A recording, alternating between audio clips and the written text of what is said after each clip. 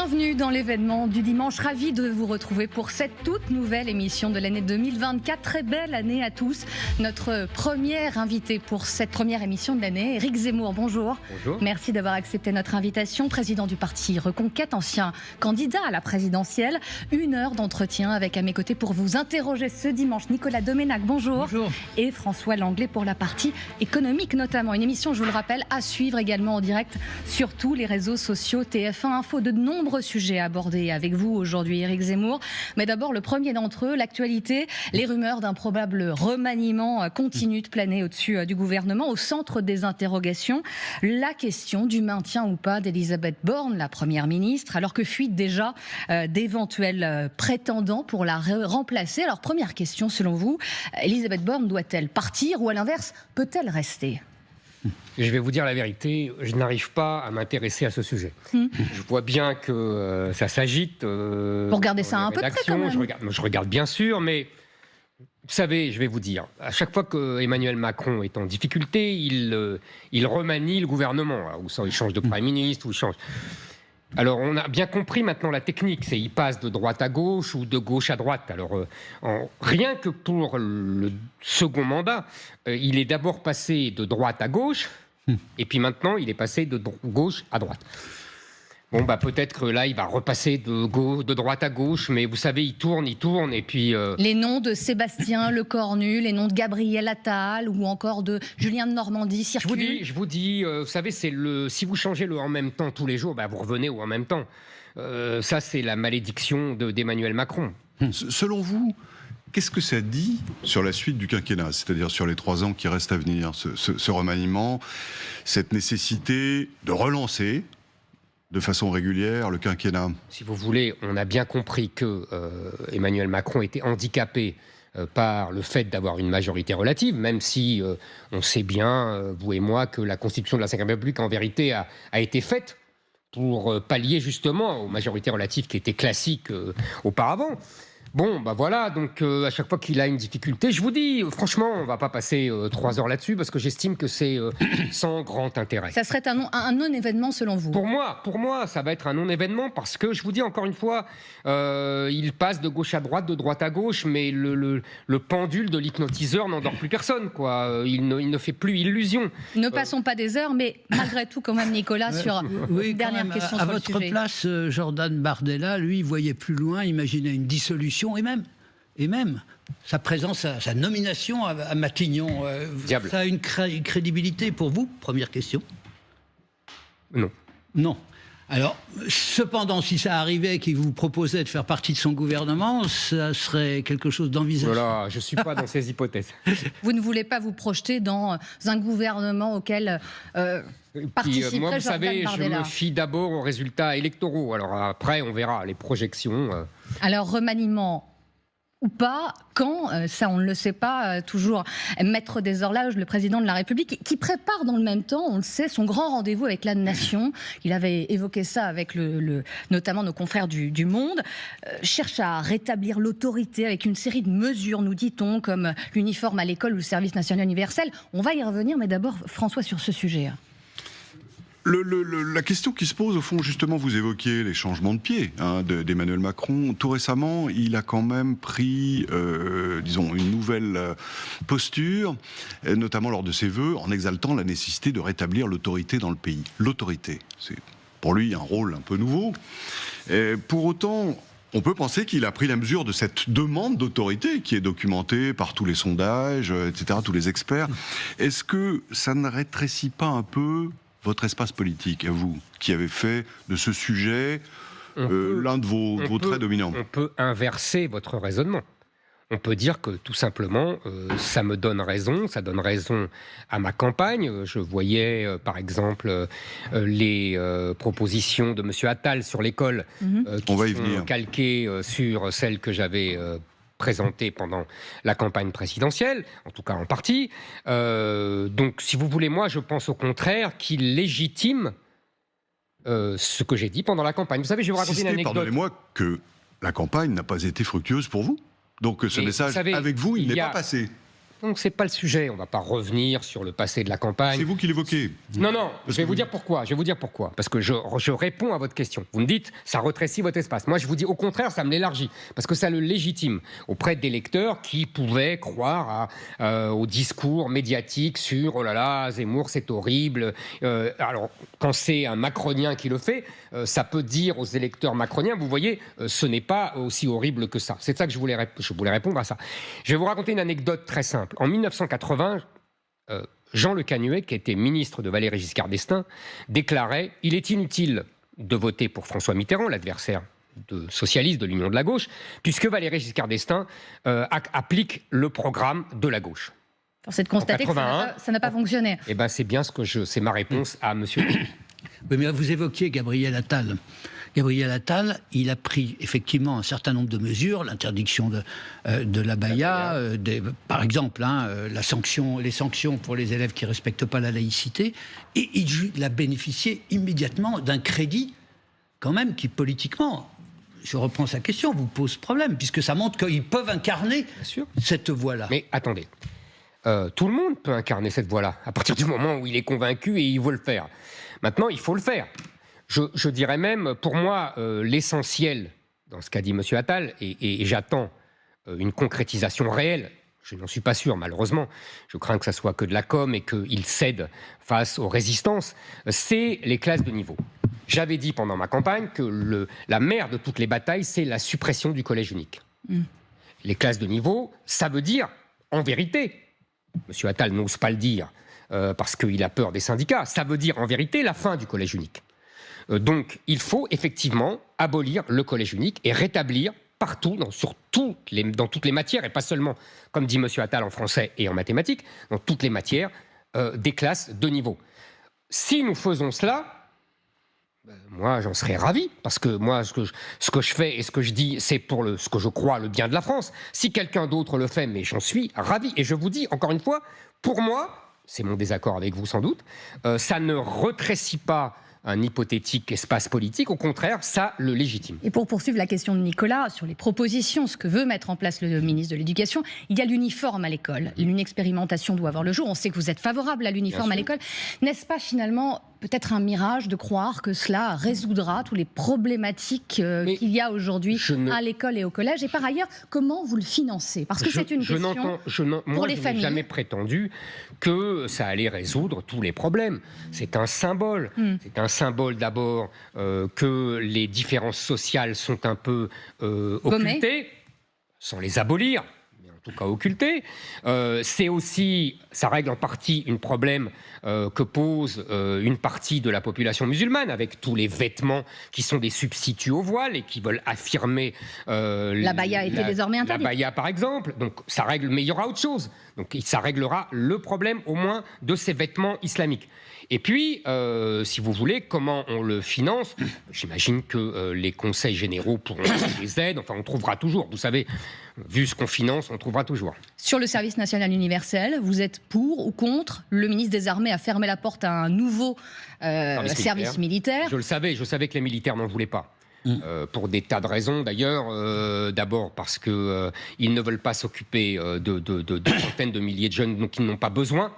Puisque le format des armées a changé. Nous ne sommes plus dans les armées de conscription de 1792 ou de la guerre 14. Le ministre des Armées dit on a plus besoin aujourd'hui de cybercombattants que de fantassins. C'est une réalité. Et par ailleurs, moi je ne suis pas contre ce service national. Je pense que tout ce qui... Vous savez, encore une fois, ce n'est pas pour revenir à ma campagne présidentielle, mais j'avais dit pendant la campagne présidentielle, il faut refaire des Français. Nous avons un gros problème, c'est que nous devons refaire des Français. Par tous les moyens. Par l'école, par l'éducation, par des méthodes, par des mesures d'assimilation exigeantes, et aussi par ce service national. Pourquoi pas tout ce qui fera des Français, moi, je l'accueillerai avec faveur.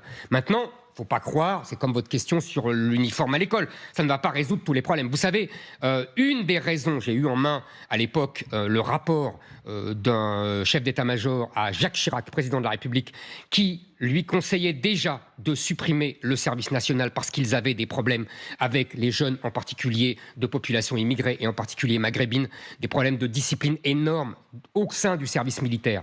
Et c'est une des raisons qui a conduit Jacques Chirac à abolir le service militaire.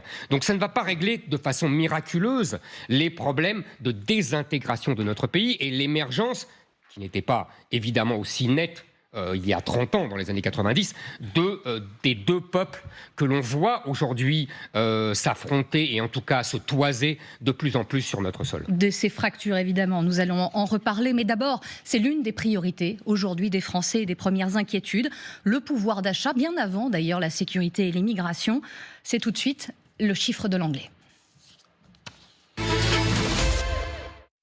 Ce chiffre, Éric Zemmour, c'est 3,7%. C'est le dernier chiffre de l'inflation en France, inflation sur un an. Il est en légère hausse, après avoir beaucoup baissé l'année dernière. Est-ce qu'il est temps, est-ce que c'est selon vous le bon moment pour, comme le fait le gouvernement, démanteler les boucliers tarifaires, justement alors que nous ne savons pas encore très bien de quel côté la pièce va tomber, si je puis dire? Écoutez, moi, il me semble que le gouvernement nous ment. Je veux dire par là que j'ai écouté soigneusement Bruno Le Maire et j'ai eu l'impression qu'il nous inventait un concept nouveau, imité du fameux, vous savez, sentiment d'insécurité, c'était le sentiment d'inflation. À l'entendre, j'avais l'impression que les Français avaient un sentiment de hausse des prix, d'inflation, mais qu'il n'y avait pas de vérité de hausse des prix. Je crois le contraire. Si vous voulez, il faut regarder les chiffres précisément comme vous le faites. C'est-à-dire que si l'on prend uniquement les produits alimentaires, on voit qu'ils ont augmenté de 20,6%, je crois, depuis décembre 1921. Vous êtes d'accord ? Ça a été très fort en 2023. Exactement. Et ça va parvenir au niveau, on est d'accord, d'avant décembre 2021. Ça peut baisser un petit peu, mais à la marge. Bon, par ailleurs, les chiffres que vous donnez sont des chiffres évidemment de l'INSEE, mais c'est une vieille querelle sur la pondération de ces calculs qui fait que l'INSEE pondère les produits alimentaires, par exemple, et les produits de grande consommation à 19% de son taux. Pour les classes populaires, c'est bien davantage. C'est bien davantage, c'est 40 à 50%. Vous vous souvenez d'ailleurs, dans les années 70, la CGT avait un tarif... Un indicateur. Exactement, qui était son propre tarif, c'était pas idiot d'ailleurs, et qui pondérait différemment. Bon, en fait, qu'est-ce que c'est l'inflation ? C'est l'impôt payé par tous les Français. Alors chacun le paye différemment. Les riches le payent en maugréant. Les classes moyennes le payent en se restreignant. On fait Noël mais sans le foie gras, ou on fait Noël mais sans les huîtres. Et les classes populaires, les gens les plus pauvres, alors là tombent souvent dans la précarité et vraiment c'est assez grave. Alors qu'est-ce qu'il faut faire justement ? Le bouclier tarifaire, je rappelle, alors, vous me dites, c'est la protection vous avez raison. décidée par l'État pour atténuer la hausse des prix de l'énergie. Vous avez tout à fait raison. Et en ce moment, elle est abaissée, cette protection, parce qu'on estime que les Français peuvent s'en sortir mieux.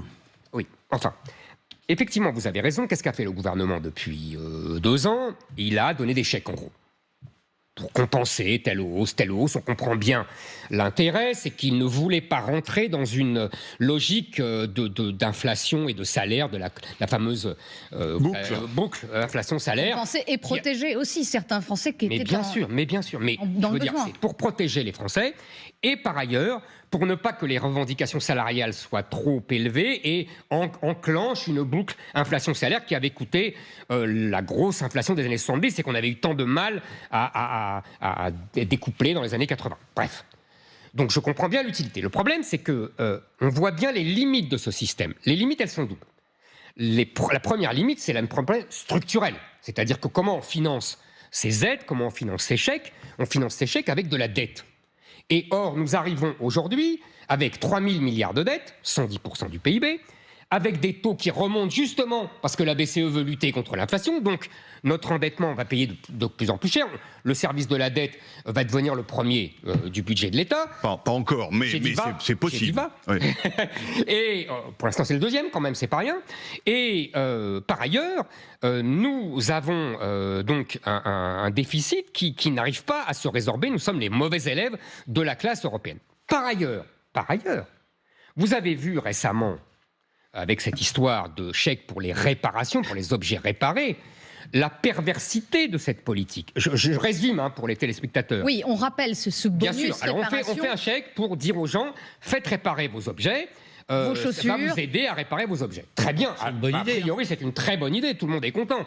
Sauf que le résultat, c'est que Les réparateurs, eux, comprennent que les gens ont plus d'argent pour payer ça, donc Ils augmentent leur à prix. due concurrence. Attendez, le résultat, c'est que personne n'a gagné d'argent, sauf les réparateurs. Et que l'État, ça lui a coûté de l'argent, qui va finir par nous faire payer par les impôts. Ce que je veux dire... On comprend bien vos critiques, je finis d'une phrase. mais qu'est-ce qu'on fait? Je finis d'une phrase. Ce que je veux dire... justement, je vais y arriver. Ce que je veux dire, c'est que ma philosophie, c'est le contraire de ça. Pour moi, le pouvoir d'achat, ce n'est pas ce que l'État vous donne, mais c'est ce que l'État ne vous prend pas. Et donc, si vous voulez, on arrive à qu'est-ce qu'on fait? Qu'est-ce qu'on fait? On baisse les impôts et les charges. On baisse les charges sociales. Ça aussi, c'est de la dette en plus. Hein. Comment? 150 milliards de déficit, si on baisse les impôts, c'est de la dette en plus. Vous avez tout à fait raison. Donc dans ce cas-là, il faut réduire les dépenses. Il faut réduire les dépenses sociales. On a 800 milliards de dépenses sociales. Vous savez que sur 1000 euros d'impôts, on dépense 576 euros pour les dépenses sociales. La c'est santé, colossal. les retraites, etc., etc. Les retraites, on l'a déjà fait avec l'augmentation de l'âge de la retraite. Bon, c'est une façon de réduire les dépenses de retraite. Il faut, je l'avais dit pendant la campagne, réduire, mais on va en parler sur la loi immigration, les dépenses de solidarité nationale aux étrangers. Je pense qu'il faut lutter contre l'assistanat. Il faut lutter contre l'assistanat parce que tout ça, et il faut faire un audit, selon moi, des dépenses de l'État et des dépenses des collectivités locales. Je veux dire, on ne s'en sortira pas sans une réduction du périmètre de toutes ces dépenses. J'entends ça depuis 30 ans, hein, comme vous. Vous avez tout à fait raison, Tout le monde même le depuis dit. 40. Je voudrais rester un instant là-dessus. Vous comprenez, ça ne veut pas dire qu'il ne faut pas le faire. L'aspect salaire n'est-il pas important? Un chiffre est paru récemment, 17,4% des Français sont payés au SMIC. Jamais il n'y en a eu autant, jamais. Hein, ça représente plus de 3 millions de personnes chez les salariés du secteur privé. Est-ce qu'il n'y a pas un sujet sur la faiblesse des salaires en France? Cher François Langlais, c'est un sujet fondamental. Je ne cessais de le répéter pendant la campagne. Nous sommes un pays de faibles salaires. Nous sommes un pays qui a vraiment beaucoup perdu en termes de salaire. Les petits comme les moyens. C'est-à-dire, il ne faut pas se leurrer. Nous vivons une smicardisation des salariés français. Vous avez dit ce chiffre 17%. 17,4. Il faut dire qu'il y a 10 ans, il était de 9,8. Il était inférieur. Et en vérité, on peut même aller jusqu'à un tiers des salariés, puisque les gens qui sont célibataires avec le côté progressif de l'impôt sur le revenu, ils sont en fait dans les mêmes eaux. En vérité, on avait une structure sociale qui était 20% de gens très aisés, 60% de classe moyenne et 20% de classe modeste. Aujourd'hui, on est à 30% de classe modeste et 50%. Et on va vers 40-40 en vérité. Alors où est le levier pour inverser ça? Je vous le répète, baisse de charges sociales. Vous pensez que ça suffit? Moi, je crois que c'est fondamental. Obliger les entreprises également. Baisse de charges sociales, parce que les entreprises, si vous voulez, j'ai beaucoup discuté pendant la campagne avec des patrons, petits, moyens, gros. Qu'est-ce qu'ils me disent? Ils me disent tous la même chose. Ils me disent, moi, j'aimerais beaucoup augmenter tel salarié qui travaille bien, etc. Mais vu ce que ça me coûte, si on ajoute les charges sociales, alors là, c'est pas possible, je peux pas les augmenter. Moi, je pense qu'il faut baisser les charges sociales. Et pour baisser les charges sociales, il faut baisser les dépenses sociales et les dépenses en général de l'État. Vous savez, on est un pays quand même, un État quasiment communiste. On est à 50... Nicolas, je vous vois sourire. On est à 57% du PIB pour les dépenses publiques. On va arriver vers 60%. Je veux dire, on en vient. Là, il y a 2 ans, c'était 60. Et ben voilà. Donc, si vous voulez, là, on voit bien qu'il faut réduire. C'est une évidence pour moi. Éric Zemmour, une vague de grand froid s'annonce sur toute une partie du pays. Des températures à moins 10 degrés ici même dans la capitale sont annoncées. C'est le jour où la ministre de la Transition énergétique détaille un projet de loi sur la souveraineté énergétique qui doit notamment tracer la voie vers une France libérée des combustibles fossiles. Et donc, cette annonce d'aller au-delà du nucléaire, des 6 premiers EPR. Nicolas, sur le sujet. Oui, on passerait, selon elle, de 6 EPR à 8 supplémentaires, ce qui nécessite quand même des investissements considérables, dont on a déjà vu d'ailleurs qu'ils pouvaient être largement dépassés. Mais ma question va au-delà, c'est est-ce qu'au fond, on ne se lance pas à fond et peut-être trop dans le nucléaire en négligeant les énergies alternatives? Je sais que vous n'êtes pas un partisan des éoliennes, c'est le moins qu'on puisse dire, mais n'empêche, est-ce qu'il ne faudrait pas mettre ses œufs dans tout le... Voilà, vous connaissez ça. Très bien, non, c'est une question tout à fait légitime.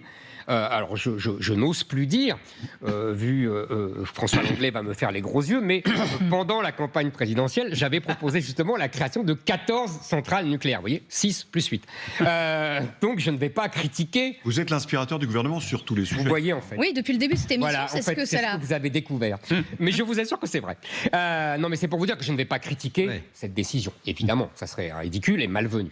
Donc, 14 centrales nucléaires, je trouve ça très bien.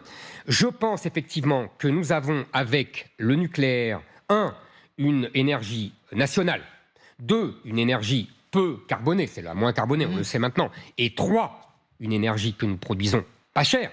C'est relatif, bien sûr, puisqu'il faut des investissements, vous l'avez dit, mais à côté du prix du pétrole, du gaz, etc., c'est pas cher. Maintenant, vous me posez la question des éoliennes et des alternatives. Moi, j'ai un énorme problème au-delà du côté esthétique, qui n'est pas rien, mais enfin quand même. C'est pas le moteur, mais c'est quand même un sujet important. Mais oublions ce sujet esthétique. C'est que, vous savez, le gros problème des éoliennes, c'est que c'est une énergie alternative. Ce n'est pas en continu. S'il n'y a pas de vent, il n'y a pas d'éolienne, en effet. S'il n'y a pas de vent, il n'y a pas d'éolienne. Intermittent. Oui. Donc le problème, il y a un double problème. C'est que d'abord, il n'y en a pas tout le temps. Mais surtout, ça on le dit, mais ce qu'on ne dit jamais, c'est que quand il y a du vent, on arrête les centrales nucléaires pour faire passer l'électricité venue des éoliennes parce qu'on ne peut pas stocker l'électricité. Et donc, c'est une des causes, ce n'est pas la seule, je vous l'accorde, mais c'est une des causes des problèmes qu'a connus les centrales nucléaires ces dernières années, parce que, vous savez, c'est pas un moteur de voiture, l'énergie nucléaire. Donc, quand on l'arrête, on ne peut pas l'arrêter, le reprendre, etc. Donc, je crois vraiment que c'est dangereux pour notre système électrique. Voilà pourquoi, au-delà du problème esthétique, je suis vraiment très rétif à l'énergie des éoliennes. Éric Zemmour, à ce stade de l'émission, abordons ensemble la loi immigration, ses conséquences, un projet de loi voté, adopté avant les fêtes de Noël. Ce matin, le ministre du Travail, Olivier Dussopt, chez nos confrères d'Europe 1, estime qu'il y a environ 10 000 personnes par an qui pourront bénéficier de la régularisation dans les métiers en tension. Sujet on ne peut plus, sujet à débat et qui a fracturé là aussi la majorité. Sur le sujet, Nicolas Domenech. Oui, 10 000 personnes par an, finalement c'est assez modéré comme chiffre. Quand on songe à Giorgia Meloni, qui elle voulait d'ailleurs tout arrêter à un moment pendant la campagne d'immigration, qui maintenant annonce 452 000 immigrés d'ici 2025 pour répondre au manque de main-d'œuvre. En Italie, on précise. En Italie, oui. Donc vous en dites quoi là ? Qu'est-ce que j'en dis ? Oui. Cette modération est... Alors d'abord, ce que je constate, c'est qu'une fois la poussière retombée, la poussière médiatique, le grand théâtre antifasciste, comme disait Lionel Jospin jadis, une fois que le théâtre antifasciste a fermé, on voit qu'est-ce qui reste de cette loi. Et ça, vous l'avez très bien dit, il ne reste de cette loi que la régularisation de clandestins. Vous me dites 10 000. Je n'ai pas dit qu'il ne restait... Ce ne sont pas mes mots. Mais c'est moi qui le dis. Je fais le constat. Mais c'est moi qui le dis. Vous avez raison. Vous avez dit la loi immigration. Il y a d'autres mesures prises. Comme par hasard, vous me parlez d'abord de ça. Mais vous avez raison. C'est pas un reproche que je vous faisais. Vous avez raison. C'est ce qui restera de cette loi. Et les gens qui ont voté pour cette loi, on y reviendra, ont d'abord voté pour la régularisation des clandestins. Donc, je reviens. Vous me dites 10 000, parce que c'est le chiffre donné par Darmanin. Je ne le conteste pas. Je vous dirais deux choses. D'abord, c'est à la main des préfets. Donc, en vérité, les préfets pourront être plus larges. Vous n'en savez rien et vous ne contrôlerez rien, et moi non plus. Ou moins large, également. Ça m'étonnerait. Vous savez, le préfet obéit au ministre de l'Intérieur. C'est QFD. Deuxièmement, ces gens-là, une fois qu'ils seront régularisés, qu'est-ce qu'ils vont faire ? Ils vont faire venir leurs femmes, au singulier ou au pluriel, ils vont faire venir leurs enfants, ils vont faire venir leur grand-mère, leur grand-père, leurs cousins, qui eux-mêmes iront chercher une femme au bled pour la ramener, parce que vous savez, la famille c'est sacré.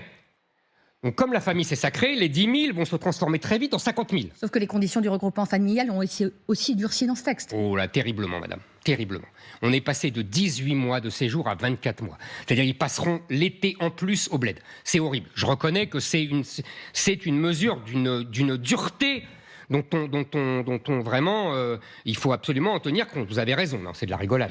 C'est de la rigolade. Donc le regroupement familial continuera comme avant. Bon. Ça, c'est vraiment essentiel à comprendre. En vérité, on a mis dans la loi ce qu'on mettait jadis dans la circulaire qu'on appelait VALS, c'est-à-dire la régularisation des clandestins régulières, et donc cette prime à la clandestinité. Si on élargit la focale, on comprend bien votre raisonnement. Vous nous dites, au fond, l'immigration incontrôlée menace les comptes sociaux, parce que ça exerce une certaine pression sur les dépenses. Mais on se dit aussi, on est dans des pays où il y a un creux démographique important. On va manquer de bras, hein, c'est très documenté par les experts de la démographie, ça vaut d'ailleurs pour la France, mais comme la quasi-totalité de ses voisins. Quelle est votre solution là-dessus, de façon à ce que la quantité de travailleurs reste suffisante et que le nombre d'heures travaillées reste suffisant justement pour financer le modèle social français? François Langlais, je répondrai à votre question, mais on va reprendre, j'imagine, sur la loi immigration, parce que absolument. Je n'ai pas dit ce que je pensais de cette loi immigration. Mais je réponds tout à fait à votre question. C'est pas de côté. Non, mais vous avez raison, c'est une question importante, mais je voulais être sûr que j'aurai le temps de revenir, c'est tout. Soyez-en sûr. Je prends des précautions, voilà. Écoutez, moi, je pense que l'immigration pose des questions et un coût énorme, vous l'avez dit, sur les comptes sociaux et sur les comptes en général. Ça n'est pas moi qui le dis, c'est vous. C'est moi, absolument, c'est moi. Et d'autres. Vous allez m'accorder qu'il y a des calculs mais là-dessus. En fait, ce qui m'intéresse, c'est votre solution. Mais j'ai compris. Je veux vous dire que ça nous coûte beaucoup plus que ça nous rapporte. Parce que tout simplement, vous savez, 40% des étrangers extra-européens ne travaillent pas. Il ne faut jamais oublier ce chiffre, qui est fondamental, contre, je crois, 13% des Français, qui sont en inactivité. Vous avez là-dedans aussi les étudiants étrangers. Hein. Bien sûr. Donc, les étrangers, par définition, ils ne travaillent pas. Juste une nuance d'importance. Mais vous avez raison, mais je ne dis pas le contraire. D'accord. Mais c'est pour ça que je suis contre l'arrivée massive d'étudiants étrangers. Je pense que si nous avons des problèmes de ce qu'on appelle les métiers en tension, c'est pour plusieurs raisons. La première, c'est que ces métiers sont souvent mal payés. Donc dans ce cas-là, il faut augmenter les salaires, avec ce que je vous ai dit tout à l'heure sur la baisse de charges. Deuxièmement, je pense qu'il faut mieux utiliser la compétence des boomers. C'est-à-dire des gens qui ont plus de 60 ans et dont le taux d'activité en France est trop faible par rapport aux autres pays. Réforme des retraites comme celle qu'a faite Macron. Absolument. Mais je pense qu'il faut favoriser... Vous rejoignez, ouais. Mais j'ai dit que j'étais pour. Je ne me suis pas caché derrière mon petit doigt. Bon. Vous allez plus loin, non? Je vais plus loin, pas sur l'âge de la retraite précisément, mais je pense qu'il faut permettre aux gens de plus de 60 ans de travailler davantage, quitte à aménager le travail en 2 tiers de travail, 1 tiers de repos, etc., etc. Les Japonais le font très bien. Vous voyez, ça c'est une première chose. Je pense que c'est essentiel. On vit beaucoup plus vieux qu'il y a 30 ans, qu'il y a 40 ans, donc il faut en profiter. Et il y a des gens en très bonne santé qui ne demandent que ça. Moi, je pense que le travail, c'est important pour rester actif, pour rester en vie, pour rester en bonne santé même. Bon. Même jusqu'à 68, 69, 70 ans Selon ce que voudront les gens. On peut cumuler, on doit favoriser les cumuls, emploi, retraite, etc. Vous entendez quand même que certains aujourd'hui travailleurs étrangers, intégrés, parfaitement intégrés, qui font la satisfaction de leur patron, dont leur patron veut qu'ils restent aujourd'hui. Mais moi, je ne suis pas là pour satisfaire les patrons. Vous savez pourquoi ils satisfont leur patron, je vais vous dire. Uniquement parce qu'ils sont mal payés, c'est ça ? Pas seulement. Je vais vous dire quelque chose que m'a raconté un patron. Il m'a dit, vous comprenez, quand il y en a un de malade, on peut prendre son cousin, parce que les services sociaux ne voient rien. C'est plus difficile avec un Français. Ça, c'est les petites combines de la vie de tous les jours. Vous comprenez ? Et puis, je vais vous dire, ils sont intégrés. Lui est intégré. Mais lui, je répète, lui, il va chercher sa femme, ses enfants, son cousin, sa grand-mère. C'est des gens qui peuvent demain devenir des délinquants, qui peuvent même demain devenir des terroristes. On n'en sait rien. Ou des bons Français. Ou des bons Français. Ou des bons Français. Mais de plus en plus rarement. Quand vous voyez les sondages, le dernier sondage IFOP, qui vous dit que nous avons à peu près parmi les Français, les musulmans qui vivent en France, 75%, c'est le chiffre qui revient sans cesse, de gens qui sont qui estiment que la laïcité est discriminatoire, qui sont pour la baya, qui sont contre la loi sur le voile, quand vous avez 30% ou 40% des jeunes musulmans qui estiment que le Hamas n'a pas commis de massacre, je veux dire, là, on est à des années-lumière de la mentalité des Français. Et je ne vous parle pas de leur regard sur la religion, je ne vous parle pas sur l'intolérance religieuse, sur l'homosexualité, sur les femmes. Je ne vous parle pas de tout ça. En vérité, nous avons deux systèmes de valeurs, mais c'est tout à fait logique, puisque nous avons deux civilisations qui renforcent deux peuples sur notre sol. Et on continue d'en discuter juste après cette pause. On reparlera notamment de ce rapport de la Cour des comptes sur l'immigration notamment, et puis le spectre du retour de Donald Trump qu'il vous avait appelé pendant la présidentielle. On en parlera. Restez avec nous juste après la pause. On se retrouve.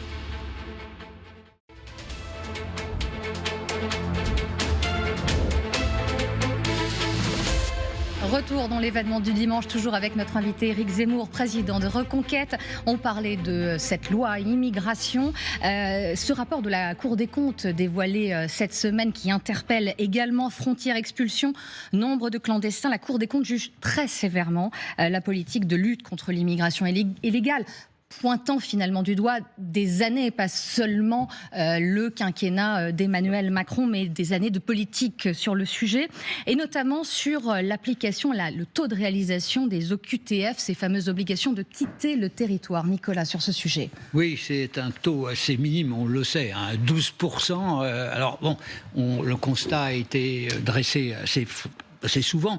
Mais ce qui n'a pas été évoqué de manière très claire, c'est comment on fait pour faire mieux. Et comment vous feriez pour faire mieux? Parce que je ne vois pas par quelle baguette magique vous convaincriez les pays d'origine des délinquants qui ont été délinquants sur notre territoire, donc ils ne veulent pas les reprendre. C'est une des questions fondamentales. D'abord, revenons une minute sur ce taux de 12%, simplement pour comprendre ce que ça signifie. Imaginez Bruno Le Maire, ministre de l'économie et des finances, venant à la télévision et dire « Vous savez, on fait ce qu'on peut, mais les impôts n'arrivent pas à rentrer, on a 12% de rentrée des impôts. » Oui, je vous vois sourire, mais c'est quand même ça. C'est-à-dire une politique publique qui a un résultat de 12% de réussite. Et là, c'est bizarre, mais pour les impôts, on n'a pas 12% de réussite. Le rapport souligne que l'administration aujourd'hui se concentre sur les profils présentant une menace à l'ordre public ou ayant une condamnation pénale récente, en les plaçant davantage en rétention. Je sais bien, d'ailleurs ça pose des problèmes, je sais bien, c'est la philosophie de M. Darmanin, être gentil avec les gentils et méchant avec les méchants. Sauf que, c'est ce que je disais tout à l'heure, les gentils peuvent devenir méchants ou peuvent faire venir des gens qui sont méchants. Et les gentils même des gentils qui ne sont pas français et qui viennent en France de façon clandestine doivent être renvoyés aussi. Mais les juges de la Cour des comptes, qui, pardonnez-moi, je vous interromps, mais disent aussi que arriver à 100% de réalisation de ces OQTF est impossible aussi, qui sont des juges indépendants, qui ne font pas partie du gouvernement, qui sont des observateurs aussi. Alors ça, c'est un vrai sujet. Et c'est d'ailleurs la complémentarité, le complément du sujet qu'abordait Nicolas Domenech. Donc on va les traiter ensemble. Je considère d'abord effectivement qu'il y a des juges, en particulier ceux qui sont du syndicat de la magistrature, qui font tout et qui trouvent tous les moyens de procédure possibles, d'ailleurs agités par les associations qui conseillent les clandestins de façon généreuse, on dira, plus les avocats dont certains c'est devenu une rente, de s'occuper des clandestins. On vous opposera tous ces gens-là, un état de droit aussi. Non, attendez. L'état de droit, vous avez tout à fait raison, sauf qu'on peut simplifier ce contentieux, on peut le réduire, on peut limiter les droits des étrangers clandestins. Il y a toute une réforme de la procédure judiciaire pour justement limiter la capacité de ces juges, de ces associations et de ces avocats de faire casser toutes les décisions du monde d'expulsion.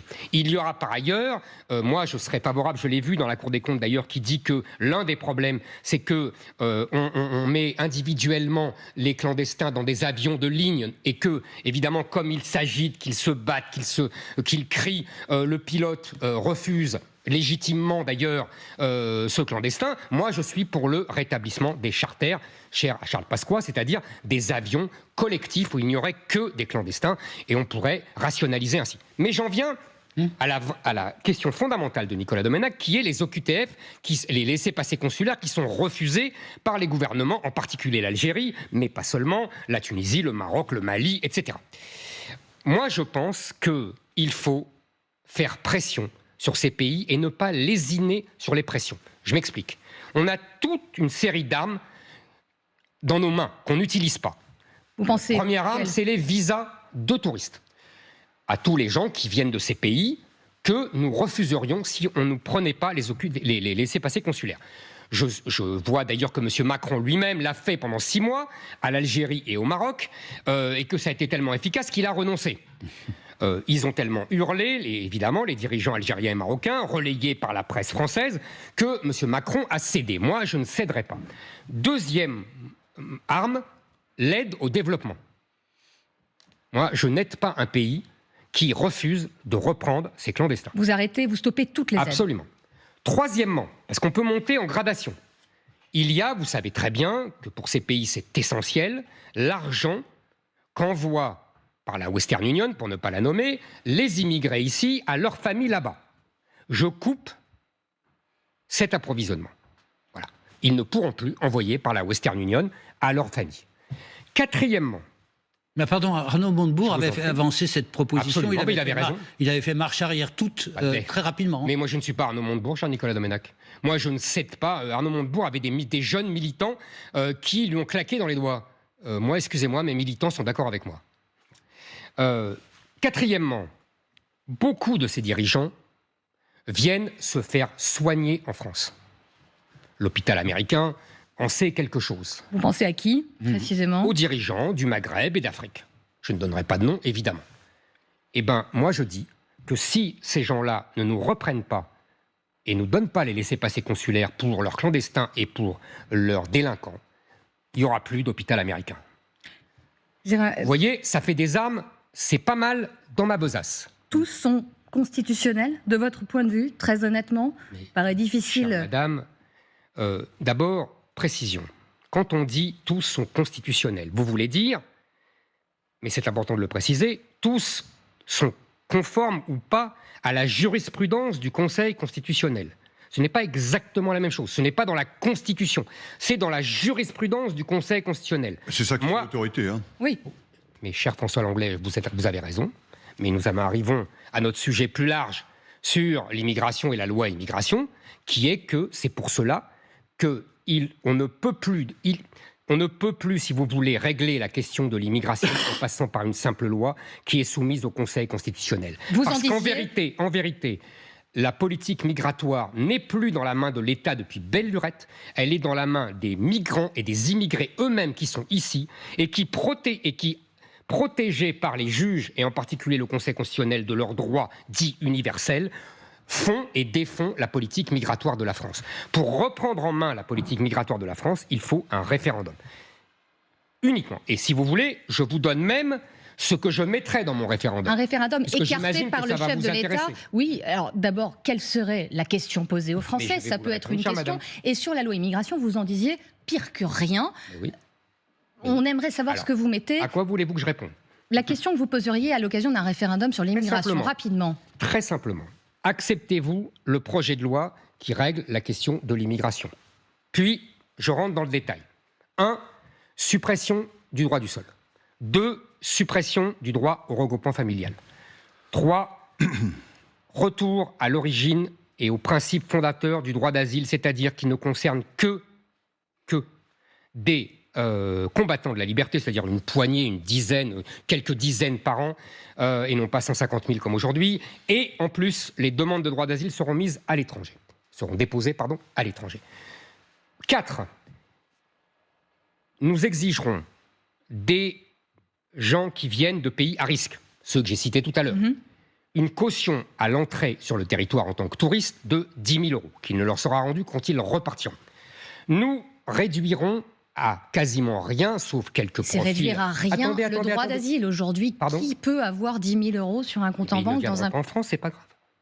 Ça ne dérange pas. Mais vous comprenez que ça puisse choquer aussi toute une partie Mais de moi, ce qui me choque, c'est que la France soit envahie et colonisée par une civilisation étrangère qui veut en plus nous remplacer. Pardonnez-moi. Mais j'ai pas fini, pardonnez-moi. Non. Sur ce point-là. Je finis ce point. Juste une insiste sur ce point-là. Parce que vous allez dire après que j'ai pas répondu Non, à pas cette du question. tout. Je voudrais parler de l'Ukraine et des réfugiés ukrainiens. Parce que, au fond, une situation internationale se présente. Les Ukrainiens, certains d'entre eux, veulent justement quitter leur pays pour des raisons tout à fait compréhensibles. Ils arrivent en France notamment. On vous avait posé la question il y a 18 mois, vous avez dit non, on ne les accueille pas. C'est ça qui vous a coûté cher.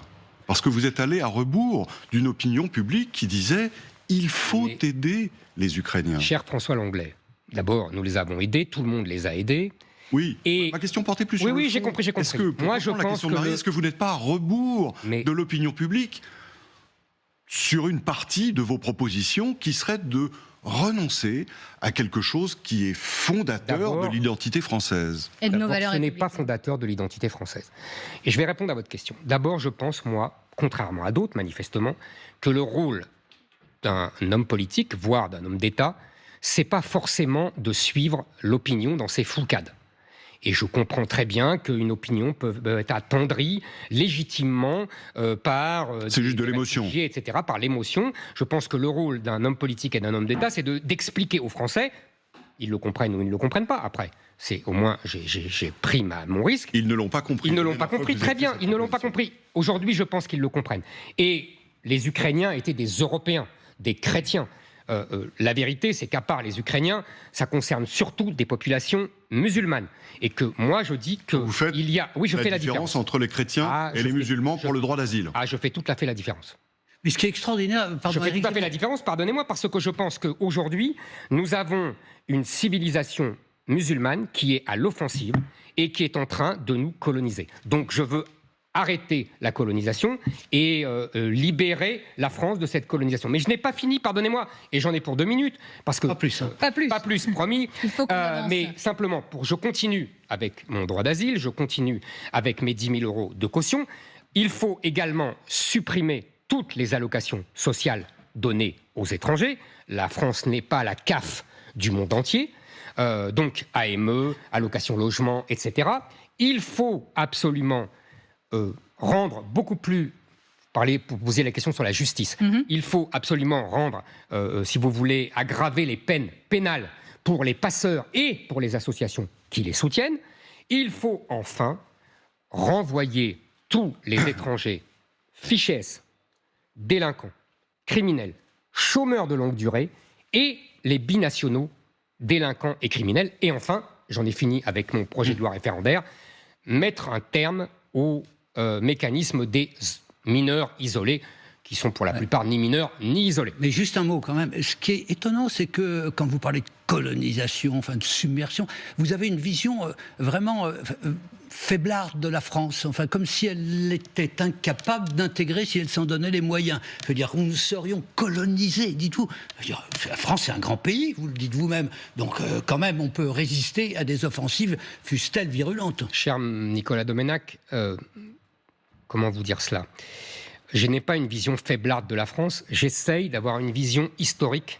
Et je pense que, comme disent les Américains depuis longtemps, la démographie, c'est le destin. Quand vous avez une Afrique qui est à 1,5 milliard d'habitants et qui faisait 100 millions d'habitants en 1900, je vous le rappelle, 100 millions en 1900, 1,5 milliard aujourd'hui, 2,5 milliards en 2050, et que vous avez la moitié de cette population qui est en moins de 25 ans, et qui veut tout partir en Europe, et en particulier en France, parce que c'est là qu'il y a les allocations sociales les plus généreuses, moi je dis que là, aucun pays, vous m'entendez Nicolas Doménac, aucun pays, même les États-Unis, même les pays les plus puissants, ne résisteront à cette vague qui est en train de tout détruire. Voilà ce que je crois, et je crois d'ailleurs que toute l'Europe se réveille sur ce sujet. À vos détracteurs qui dénoncent des propos caricaturaux sur cette vague. Vous pouvez dire que c'est caricatural. Moi, j'estime que nous avons aujourd'hui, et c'est le problème de cette loi sur l'immigration, c'est qu'elle ne traite pas le fond de l'affaire, c'est-à-dire elle ne traite pas l'immigration légale. On a parlé de l'immigration illégale, on a vu que ça ne marchait pas. Bon. Mais il y a pourquoi ça ne marche pas au fond ? On a évoqué les sujets sérieux, la justice, les OQTF, les laissez-passer, etc. Mais il y a le sujet fondamental. c'est qu'il n'y a pas d'immigration illégale s'il n'y a pas d'immigration légale. D'abord parce que c'est les légaux qui font venir les illégaux, parce qu'ils sont des compatriotes, c'est humain. Et deuxièmement, parce que beaucoup d'illégaux sont d'anciens légaux qui sont venus avec un visa de tourisme et qui ne sont jamais partis, d'où les 10 000 €. Vous comprenez ? Donc l'immigration légale, si on vous comprend bien ? L'immigration légale, c'est 500 000 par an, chère madame. C'est 320 000 de légaux, plus 150 000 de droits d'asile qui ne repartent jamais. Éric Zemmour, parce qu'il faut avancer juste sur le concept de priorité nationale. On aimerait vous interroger là-dessus. Est-ce que vous mettez derrière ce concept François Langlais ? Non, il y a un exemple récent en Italie, si on en croit le Financial Times, c'est un exemple dans l'économie, mais j'aimerais bien connaître votre réaction là-dessus pour voir si ça correspond à votre politique économique. La première ministre italienne, Giorgia Meloni, dit désormais les bonus automobiles sont réservés aux véhicules fabriqués en Italie. Est-ce que ce type de disposition vous semble intéressant ? Projetteriez-vous de le mettre en place en France si vous veniez au pouvoir ? Ça me paraît en effet intéressant, c'est ce que font les Américains d'ailleurs. Pas tout à fait, parce qu'ils élargissent un peu quand même, mais c'est la loi IRA en effet qui a introduit une disposition voisine. C'est la loi IRA aux États-Unis que tout le monde admire ici. Moi, je pense effectivement qu'il faudrait le faire. On pourrait d'ailleurs s'accorder avec nos voisins européens. Je ne suis pas contre un accord avec nos Européens si on arrive à trouver un accord. C'est-à-dire des voitures fabriquées en Europe, par exemple. Mais si on n'y arrive pas... C'est ce que fait la France en ce moment. Je sais bien. Mais c'est ce que je vous dis. Moi, je suis pas. Vous êtes d'accord avec pas mal de choses. Mais je suis pas hostile a priori. Je pense qu'il faut d'abord défendre l'industrie française, parce qu'en fait, on a un gros problème. Mais on n'a pas pu en parler. Mais on a un gros problème, c'est qu'on a un problème de productivité. Et le problème de productivité, c'est qu'il vient de l'effondrement de l'école, c'est qu'il vient aussi de l'arrivée massive de bac-10, alors que les bac+10 s'en vont dans les autres pays. Là, on en revient au problème de salaire. On a un gros problème de productivité qui baisse. Et donc, l'euro est un peu surévalué par rapport à notre productivité, par rapport aux Allemands. Bon, mais passons. Mais on en revient au sujet de préférence nationale et priorité nationale. Qu'est-ce que la préférence nationale ? La préférence nationale, c'est en vérité la quintessence de ce qu'on appelle une nation. Parce que qu'est-ce qu'une nation, sinon que nous avons, en tant que Français, en tant que citoyens français, des privilèges que les étrangers n'ont pas. Par exemple, nous votons. Les étrangers ne votent pas. Par exemple, nous pouvons être fonctionnaires. Les étrangers ne peuvent pas être fonctionnaires. Et puis, il y a tout ce qu'on appelle la solidarité nationale. Vous voyez, on entend bien le mot de national. Donc, qui les aides sociales qui sont le produit de la solidarité nationale et non pas de l'assurance, comme l'assurance maladie ou la retraite. Moi, j'ai connu un temps où j'étais étudiant dans les années 70 à Sciences Po. On nous apprenait très bien qu'il y avait l'assurance qui était donné à tout le monde, tous ceux qui cotisaient, qu'ils soient français ou étrangers, et il y avait des allocations de solidarité nationale qui étaient réservées aux Français. Puis, on a eu une évolution qui a fait que les mentalités, l'idéologie de gauche, mondialiste, antinationale, la déconstruction de la nation, la jurisprudence des juges... Le marché unique européen. Le marché unique européen, tout ça a fait qu'on a dit, non, c'est pas normal, les étrangers doivent avoir les mêmes droits que les Français. Moi, je suis hostile à cela. C'est ça, la préférence nationale. C'est un concept éminemment républicain. On nous dit que c'est un concept fasciste, c'est grotesque. Le 19e siècle républicain français appliquait la préférence nationale. Maintenant, on arrive à ce que d'aucuns ont appelé une grande victoire idéologique, l'entrée de la priorité nationale dans la loi. Qu'est-ce que la priorité nationale ? Moi, j'ai cru naïvement que c'était un synonyme de préférence nationale quand Madame Le Pen a changé ce mot il y a une dizaine d'années. Je découvre, et les Français l'ont découvert avec moi et Bobby, que ça n'a rien à voir. Qu'est-ce que c'est que la priorité nationale ? La priorité nationale, c'est les Français sont prioritaires, mais les étrangers toucheront les mêmes allocations après un petit délai de carence. Et les ça délais peut être 3 mois, ça peut être 6 mois, ça peut être 2 ans, ça peut être 3 ans, ça peut être 5 ans. Je vais vous révéler un scoop. C'est Michel Rocard qui a inventé cela en 1988 pour le RMI, avec 5 ans de présence en France. Par ailleurs, c'était assez croquignolesque de voir que c'est des gens qui étaient chômeurs et au bout de 5 ans, on les récompensait en leur donnant le RMI. Mais passons. Donc, en vérité, cette victoire idéologique prétendue du RN qui aurait, selon Marine Le Pen et selon les médias, inspiré la loi immigration, c'est l'inverse. La vérité, c'est que ce n'est pas LR et la Macronie qui ont imité et qui se sont inspirés du RN, mais c'est le RN qui s'est aligné sur LR et sur la Macronie avec ce concept de priorité nationale qui, je le répète, donne toutes les allocations aux étrangers avec un certain temps de délai. Moi, je finis, je suis pour uniquement la préférence nationale. J'estime qu'un étranger qui nous coûte de l'argent ne doit pas rester en France. Aux États-Unis, si vous êtes chômeur, au bout de 3 mois, vous dégagez. Les États-Unis, justement. Parlons-en. Joe Biden a lancé cette semaine une attaque frontale envers son rival Donald Trump. Donald Trump donnait très très haut dans les sondages, un retour aux affaires tout à fait possible. Je le disais avant la pause, vous vous êtes entretenu avec lui lors de la campagne présidentielle. Il vous a passé un long coup de fil, vous disant à l'époque de rester vous-même. Est-ce que c'est un modèle politique pour vous? Et est-ce que Trump président une seconde fois, ce serait une bonne nouvelle? Écoutez, je pense que chaque pays a ses spécificités politiques. On voit bien qu'on est aussi différent que possible et qu'il est adapté aux États-Unis. Mais je pense que Trump est plus que Trump. Je veux dire par là qu'il révèle un problème majeur qui existe aux États-Unis et qui existe dans toute l'Europe, dans tout l'Occident, qui est une guerre culturelle et idéologique pour l'instant entre ceux qu'on appelle les wokistes et l'alliance entre les minorités ethniques, sexuelles et les grands mouvements antiracistes et la gauche, je dirais, de la discrimination positive, etc. Et tout un peuple, américain en l'occurrence, mais ça peut être le français, l'anglais, etc., qui veut que l'Amérique reste l'Amérique. Je pense que Trump, avec tous ses défauts, peu importe, incarne cette Amérique qui veut rester l'Amérique. Et c'est pour cela que malgré tout ce qu'il a fait par le passé, malgré ses erreurs, etc., il incarne quelque chose. Et quand vous incarnez quelque chose, c'est plus fort que vous. Et je pense qu'il y a cette lutte en Amérique qui est la lutte en Europe aussi. Éric Zemmour, Gérard Haraud, qui a été ambassadeur de France à Washington, disait dans le Parisien de ce matin, la victoire de Trump, ça serait un désastre pour l'Europe. Sur un point précis, la guerre d'Ukraine. Ça voudrait dire que de facto, si on en croit les déclarations du candidat Trump, l'Amérique se retire très rapidement de ce conflit, l'Europe se trouve seule face à Poutine sur cette question européenne. Que faut-il faire à ce moment-là? Que devrait faire l'Europe en cas de victoire de Trump, lui-même abandonnant ce terrain de conflit? Écoutez, moi, je pense d'abord que les promesses qui ont été faites à l'Ukraine de rentrer dans l'Union européenne sont des promesses de Gascon. Tous les dirigeants le savent. Il est impossible que l'Ukraine rentre dans l'Union européenne. Pour 2 raisons majeures. Il faut l'abandonner? Je n'ai pas dit l'abandonner, je dis il ne faut pas qu'elle rentre dans l'Union européenne. D'ailleurs, elle ne rentrera pas dans l'Union européenne. Et je vais vous dire pourquoi, pour des raisons très simples.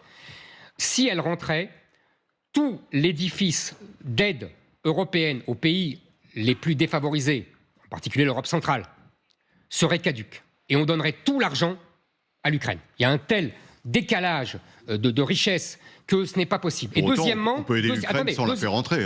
Attendez, deuxièmement, tout le monde sait évidemment que l'Ukraine est le grenier à blé et que c'est un grand pays producteur de blé.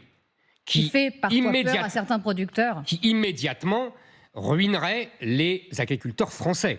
D'ailleurs, vous avez vu, c'est ce qui a mis un gros problème entre la Pologne et l'Ukraine. La Pologne qui était le premier allié de l'Ukraine. Quand la Commission européenne a autorisé les importations de blé ukrainien sans droit, les Polonais ont mis eux-mêmes des barrières douanières. Vous l'avez vu comme moi. Et d'ailleurs, ça a refroidi sévèrement les relations entre l'Ukraine et la Pologne et donc l'Europe. Donc je pense que tout ça est une chimère, ce sont des promesses. Un peu, ça me rappelle, vous savez, dans les années 80, la promesse qui avait été faite à la Turquie de rentrer dans l'Union européenne et qui n'a jamais été tenue parce qu'elle ne peut pas être tenue. Éric Zemmour, pour conclure cette émission, peut-être un dernier mot sur les élections européennes, les projections, les sondages, le RN toujours au plus haut, à plus de 30% selon un dernier sondage. Très rapidement, Nicolas. Oui, est-ce qu'au fond, vous n'allez pas vous retrouver dans le même système qu'à la présidentielle, avec, au fond, un RN qui va profiter de votre présence et, au fond, qui sera respectabilisé, d'une certaine façon, par vous d'un côté et Jean-Luc Mélenchon de l'autre, d'ailleurs? Très rapidement. Très rapidement. Vous savez, je pense, moi, j'ai appris ça quand j'étais jeune, la vie politique est déterminée par le mode de scrutin. Et le mode de scrutin, pour les européennes, c'est la proportionnelle. Donc, quand on a la proportionnelle, il n'y a pas de second tour, il n'y a pas de vote utile, tout ça ne sert à rien. Il faut faire un vote de conviction. Et cela tombe bien, nous avons une excellente tête de liste qui a des convictions. Nous sommes Marion Maréchal. Nous sommes la seule liste qui soit contre l'islamisation de l'Europe. Je le répète, nous sommes la seule liste qui soit contre l'islamisation de l'Europe. Accessoirement, nous sommes la seule liste aussi qui soit également économiquement de droite contre l'assistanat et contre le wokisme. Vous savez, je pense que nous vivons un moment historique. Vous savez, dans l'histoire de l'Europe, l'Europe, c'est à la fois beaucoup de nations et en même temps des grands mouvements politiques, idéologiques, culturels qui traversent tout le continent. On voit ça depuis 1000 ans, la féodalité, la Renaissance, les Lumières, et plus récemment, le thatchérisme et même le populisme. On l'a vu avec Trump. Je pense aujourd'hui, à voir les résultats des élections en Italie, en Hollande, en Suède, au Danemark, que le grand mouvement politique et idéologique qui secoue tout le continent, c'est la bataille contre l'islamisation. Et on l'a bien compris. Mais vous êtes envoyé quelques fleurs avec Marine Le Pen, pas forcément des amabilités, en disant notamment qu'elle ne gagnerait jamais. Est-ce que, au vu des sondages là, vous revoyez un peu votre jugement ? Mais d'abord, je ne revois pas mon jugement, et j'étais d'accord là-dessus avec le regretté Patrick Buisson. Mais surtout, fondamentalement, vous savez, je suis différent de Marine Le Pen. Vous voyez, moi, je ne pense pas, comme Marine Le Pen, que l'islam est compatible avec la République. Je ne pense pas qu'il faut la priorité nationale, je pense qu'il faut la préférence nationale. Et jamais vous ne travaillerez avec elle. Je ne soutiens pas l'assistanat comme elle le fait, elle. Et économiquement, je ne suis pas socialiste comme elle l'est. Ça nous fait de grosses différences. Des grosses différences. Nous avons des différences majeures. Donc les électeurs, comme je l'ai vu, vous avez vu le sondage du Parisien ce matin, qui annonce quand même que la lutte contre l'immigration est le point commun des 3 électorats. RN, Reconquête et LR. Absolument. Donc nous sommes cette liste-là. Éric Zemmour, merci beaucoup d'avoir été avec nous.